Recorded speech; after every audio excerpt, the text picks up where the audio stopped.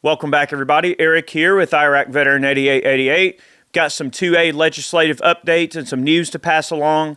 We're going to go ahead and get right into one of these articles here from GOA that I'd like to expand on a little bit. This one deals with a statement that the GOA just released about the death of Amir Locke during a no-knock police raid. Before we get started with today's news presentation, I would like to thank our friends at Sonoran Desert Institute for supporting our videos. If you're looking for a career in gunsmithing, they are a great group of people, wonderful distance learning programs, great instructors, great curriculum, a really, really humble group of people to look into if you're looking for higher education, looking for a career in gunsmithing technology. Check them out, SDI, Sonoran Desert Institute, and tell them we sent you. All right, this comes direct from GOA. This is their statement in regards to the killing of Amir Locke. Okay, Gun Owners of America awaits an investigation into this very troubling episode in Minnesota where Amir Locke, a gun owner with no publicly known criminal history or formal accusations of any crime, was killed by Minneapolis police.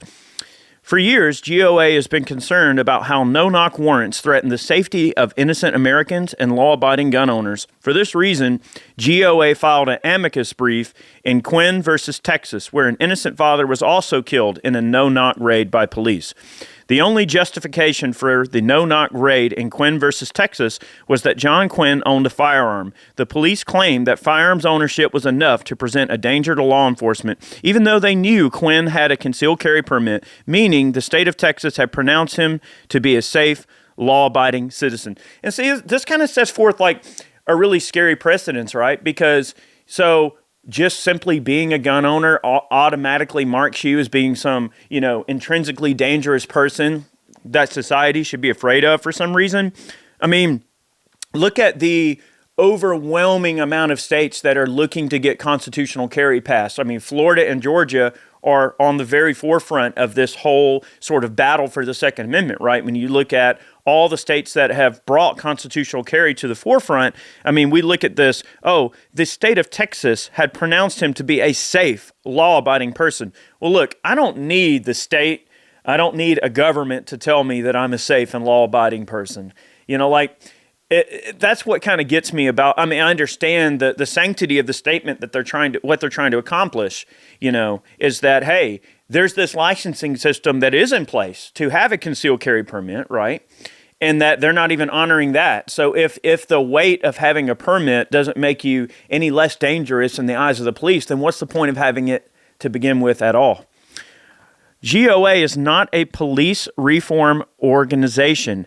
However, when police actions conflict with Second Amendment rights, GOA will not hesitate to insert ourselves in the public policy debate.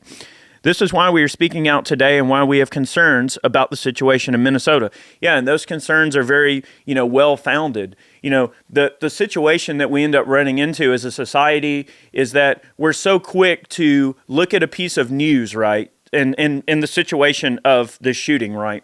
And there are many pundits especially on the right, that were very quick to come to the forefront and go, oh, well, if he wouldn't have drawn a gun on the police, he wouldn't have got shot. He would have his life had he not, drew a gun on the police. But here's the thing, all right? You don't even know that person from Adam, and you're asleep. Now, granted, outside of the bounds of where this might have occurred is somewhat irrelevant, right? You're asleep at your buddy's house or your own house or anywhere. You fell asleep on the couch. Your gun is on the nightstand, and you hear someone kicking your door. What is any reasonable person going to do? They're not going to wake up and in that split second go, oh, well, maybe it's the police or maybe it's somebody that doesn't mean me any harm, even though they just, bashed in the door, right? I mean, you can't be expected to have, the utmost amount of mental clarity, right, when you've just been awoken from a deep sleep at 2 or 3 o'clock in the morning and you've got 8 armed men in your front door with guns pointed at you. So, I mean, you have to kind of look at how these things happen and the way that the mental psyche of people tends to operate. It's that fight or flight. And most people, when they're cornered in their home, are going to fight back because it's just the natural conditioned response that we have to those types of situations. Amir Locke's family confirms he had a permit to carry a gun for self-defense at his delivery job. While the video does appear to show he had a firearm in hand, this is not an unwarranted action on someone's part when they're woken up in the middle of the night to loud shouting, just as I just said. Not to mention the fact that we have seen other cases where home invaders pose as police to get the upper hand on their intended victims. And that's a common thing, They pretend to be the police, and then now they've got you. You've basically given them the compliance that they know that they're going to get out of you just by claiming they're police. That's a scary situation that we shouldn't promote. Police are civilians at the end of the day, right? GOA is strongly committed to protecting people's rights to defend their lives. With our review of the currently available facts, we are very troubled and saddened by the killing of Mr. Locke and call upon legislators to ban no-knock raids where no life is in immediate danger. Remember, they wouldn't be kicking in your door in the middle of the night if they had adequate reason to arrest you in the first place. They're kicking in your door so that they can preserve evidence and have something to arrest you. But if you die in the process because the police are applying a ridiculously undue amount of force, then what does it matter if you're guilty or innocent? Because you'll never know, they'll never know, and you'll never know because you're dead. And nobody wants that, right?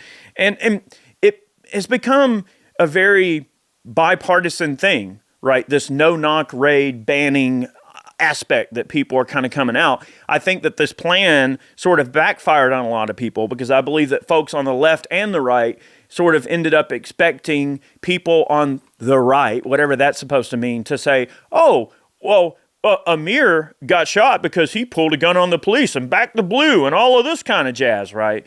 They don't expect people on all sides of the political equation to go, yeah, that's not cool to kick in someone's door. Even if it's a misunderstanding, it shouldn't result in someone dying, right? So I think that's where a lot of people are at on this. There are many valid questions that need to be answered. We will not rush to judgment because many initial reports are often wrong or incomplete. This was the folly in the Michael Brown incident, and Obama's FBI later determined, it was also confirmed by the Washington Post, Jason Capehart, that the hands up, don't shoot narrative was a lie. So we look forward to a full investigation to get to the bottom of this tragic affair and see if specific policies were followed or violated so the appropriate people can be held accountable. But here's the thing.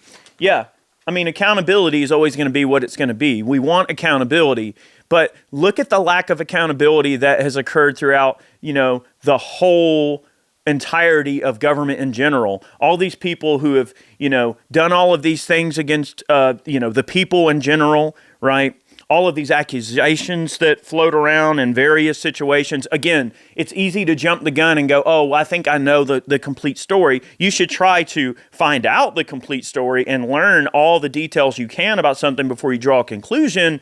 But it doesn't necessarily mean that just because someone broke the law or did something wrong, that because they're on that side, they're actually going to face justice. I mean, we see in a lot of situations that rarely does anybody on that side of the equation really, truly face any form of actual real justice. So will Amir Locke's family get justice in this? I mean, I'm hopeful. I hope that they'll get justice. Is justice going to bring their son back? No, it's not. So it's terrible, this series of events and the way it unfolded. I'm sure the people involved in it at every level probably feel terrible about it. Did these people have some malice to go in there and just know that they were going to gun someone down that evening when they went to serve this warrant? Probably not. Of course not. Of course they didn't go into the situation with some malice, ill intent. But it doesn't change that what happened, right? And it's scary. There's some ways that we can try to, smash this policy around a little bit that protect the lives of American citizens and the lives of law enforcement alike. I mean, I don't want to put law enforcement in any undue situation, but I also don't want to put civilians in a crazy undue situation. So there's got to be a way to meet in the middle somewhere where we can all agree that we're a nation of laws and everything, and we follow those laws or whatever, but that there's also sort of a sacredness that they won't encroach on. Like your personal space is your personal space. And someone will defend their personal space. So, I think there's got to be some way to find a compromise that will work for everyone so that these tragedies can be avoided. And I just want to say, I think very highly of GOA for putting out a statement on this, because very few gun-related organizations will actually go there.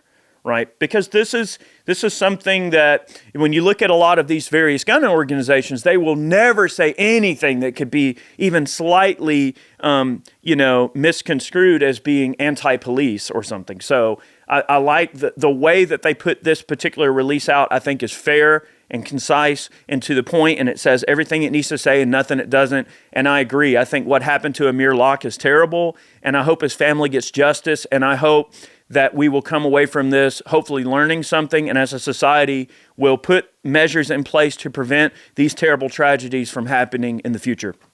Thank you so much for watching today's video. We have many more on the way. We hope you'll subscribe, click that notification bell, go over to Ballistic Ink and pick yourself up a snazzy new t-shirt. That's one way you can support our efforts. Share this video with your friends.